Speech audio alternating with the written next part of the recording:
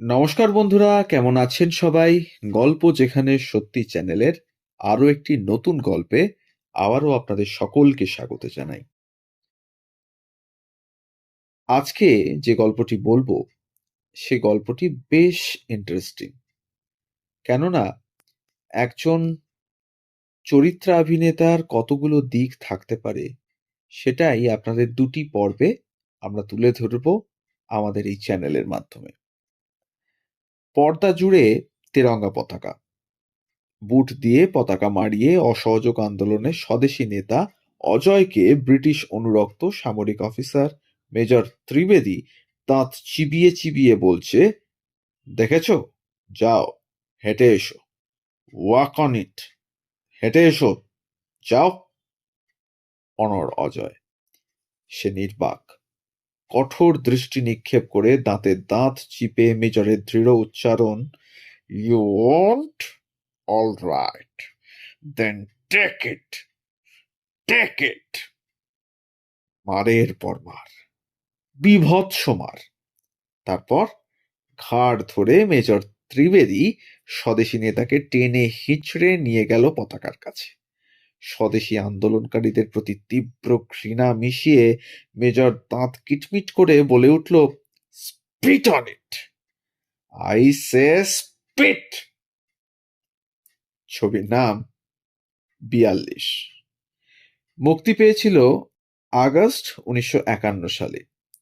১৯৪২-এর ভারত ছাড়ো আন্দোলনের পটভূমিকায় এই ছবির পরিচালক ছিলেন হেমেন গুপ্ত, যিনি নিজে ছিলেন জেলখাটা স্বাধীনতা সংগ্রামী, আর ক্রুর অফিসার মেজর ত্রিবেদীর ভূমিকায় বিকাশ রায়।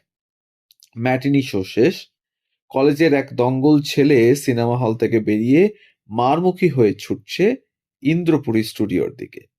স্টুডিওর গেটে দারোয়ান, গেট বন্ধ, গেটের সামনে তুমুল গন্ডগোল, গালিগালাজের ফোয়ারা ছুটছে। উত্তেজিত ছেলেদের দাবি বিকাশ রায়কে তাদের হাতে তুলে দিতে হবে। তারা বদলা চান। তুমুল চিৎকার চেঁচামেচি শুনে বিকাশ রায় বাইরে বেরিয়ে এলে এক ছেলে হিতাহিত জ্ঞান শূন্য হয়ে বিকাশ রায়কে একটি চটি ছুঁড়ে মারল। সেই চটি মাথায় নিয়ে বিকাশ রায় বলেছিলেন, আজ আমার অভিনয় জীবন সার্থক হলো। কল্যাণীর পরের স্টেশন মদনপুর। মদনপুর থেকে শিমুরালি যাওয়ার পথে অটোয় প্রায় ৪ কিলোমিটার গেলেই বাংলা চলচ্চিত্র ও মঞ্চ জগতের অন্যতম কিংবদন্তি অভিনেতা বিকাশ রায়ের পৈতৃক বসতভিটা, প্রিয়নগর দুর্লভ পাড়া।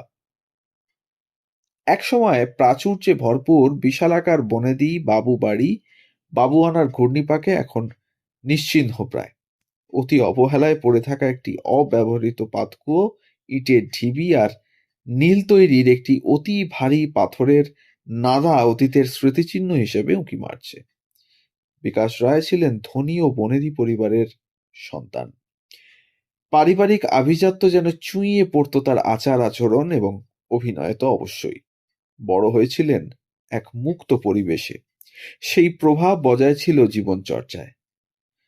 আমি বইয়ে বিকাশ রায় লিখেছিলেন, প্রপিতামহ সম্পর্কে শুনেছিলাম নীলকুঠির দেওয়ান, মালিক, জমিদার, দাম্ভিক, স্বেচ্ছাচারী এবং অত্যাচারী।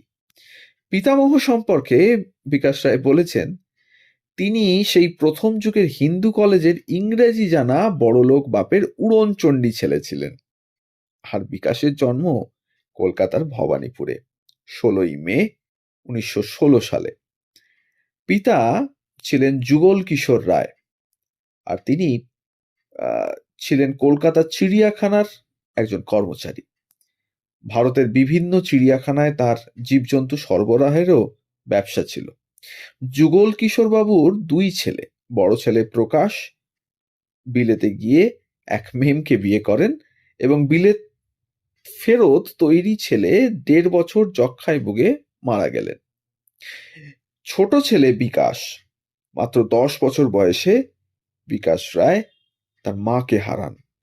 কলকাতার মিত্র ইনস্টিটিউশন থেকে ১৯৩২ সালে ম্যাট্রিকুলেশন পাশ করে কলকাতা বিশ্ববিদ্যালয় থেকে স্নাতক হন ১৯৩৬ সালে। সিনেমা থিয়েটারে ঝোঁক ছিল ছোটবেলা থেকেই। প্রেসিডেন্সি কলেজে পড়ার সময় বেদুইন নামে একটি সাহিত্য পত্রিকাও প্রকাশ করতেন তিনি। এরপর বিএল বা আইন পাশ করেন 1941 সালে এবং কর্মজীবন শুরু হয় এক ব্যারিস্টারি ফার্মের জুনিয়র হিসেবে। মজার ব্যাপার হলো, অভিনয় জগতে যিনি ব্যারিস্টারের ভূমিকায় বিভিন্ন চরিত্রে তুখোড় অভিনয় করে দর্শকদের অকুণ্ঠ প্রশংসা কুড়িয়েছিলেন, সেই বিকাশ রায় বাস্তবে ওকালতি পেশায় ব্যর্থ হয়েছিলেন। তাহলে বুঝতে পারছেন কেন আমি বলেছিলাম গল্প শুরুর আগে যে যার গল্প আজকে বলবো তার ছিল বহুমুখী প্রতিভা, এবং ধীরে ধীরে আরো অনেক প্রতিভার কথা আপনারা এই গল্প এবং এর পরের পর্বের গল্পে জানতে পারবেন। বিকাশ রায়ের বিয়ে হয়েছিল মাত্র 22 বছর বয়সে। এই সময় খুবই দুরবস্থার মধ্যে ভবানীপুরের ভাড়া বাড়িতে স্ত্রী কমলা ও 2 ছেলে মেয়েকে নিয়ে অতি কষ্টে জীবনযাপন করছিলেন। ওকালতি ছেড়ে চাকরি নিলেন সরকারি সিভিল ডিফেন্স বিভাগে হেড ক্লার্কের চাকরি। সেখানেও থাকলেন না। মাত্র 80 টাকার মাস মাইনেতে চাকরি নিলেন রেডিওয়ে ঘোষকের। সময়টা 1946। অল ইন্ডিয়া রেডিওয়ে সামান্য প্রেজেন্টার অ্যানাউন্সারের চাকরি করছেন বিকাশ রায়।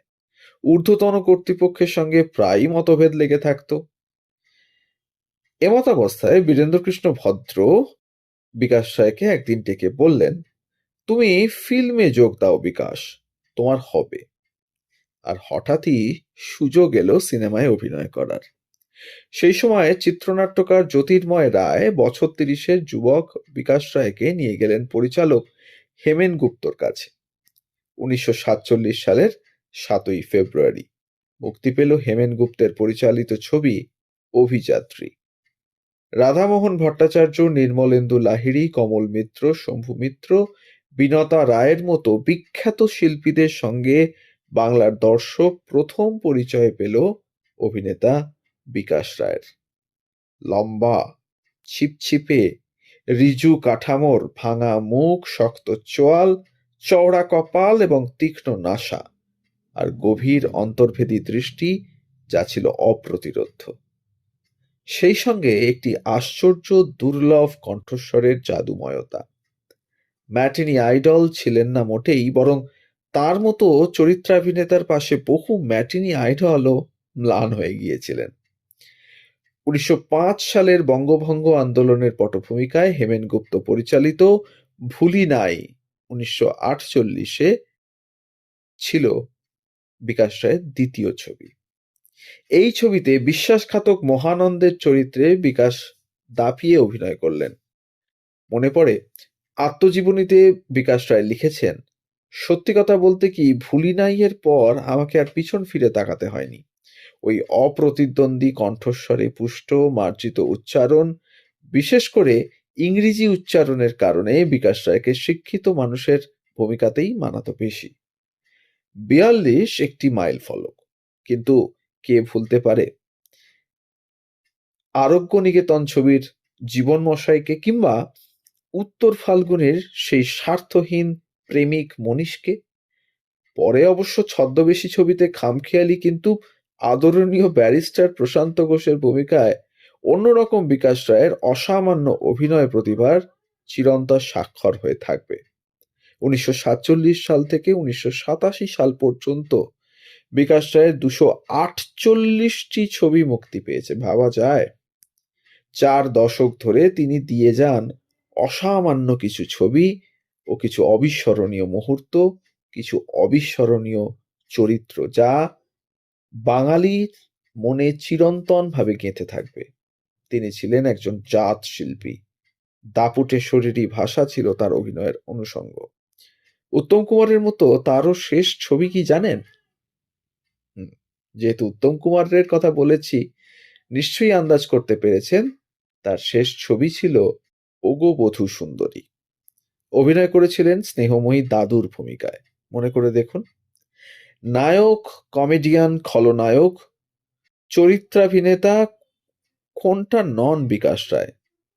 বহুমাত্রিক বিকাশ রায় অভিনয়ের সঙ্গে সঙ্গে ছবির প্রযোজনা, পরিচালনা, কাহিনী রচনা ও চিত্রনাট্য রচনাও করেছেন।